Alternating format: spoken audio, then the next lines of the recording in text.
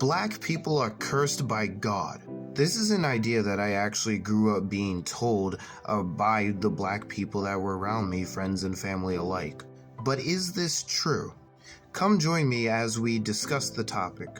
So in the book Slavery, Sabbath, War, and Women, he sort of pits the Christian slave owners of the 1800s against the abolitionist Christians of the 1800s. Here he talks about how they deal with the patriarchs, and he says, first, consider Noah's curse upon Canaan. The first appearance of slavery in the Bible is, as Hopkins says, the wonderful prediction of the patriarch Noah. Noah's curse upon Canaan prophesied the black African's destiny.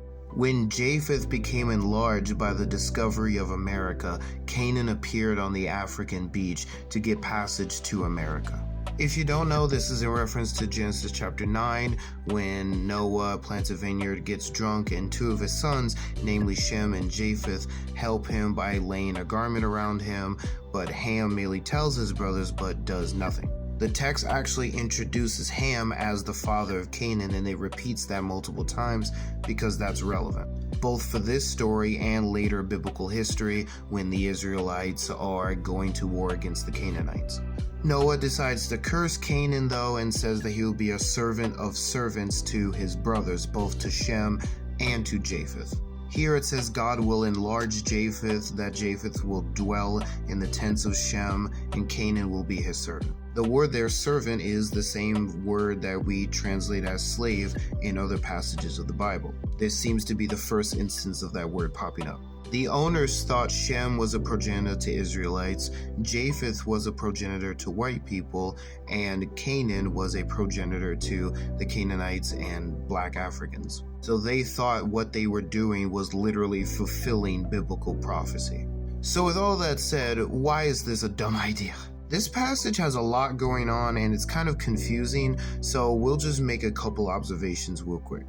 Firstly, God is the one who does the curses in Genesis 3. A curse doesn't show up again until Genesis 9, but it's not God who does it, it's Noah. There is no indication of divine authority in this passage, so we don't need to think that Noah's decision has God's backing. Secondly, this passage nowhere mentions skin color, and we have very good scientific explanations for the diversity in skin color. Another point is that only Canaan is cursed, not Ham, not Ham's other sons, or anyone else. So even if they were right about everything else, they still wouldn't be able to enslave Africans, because not all Africans came from Canaan.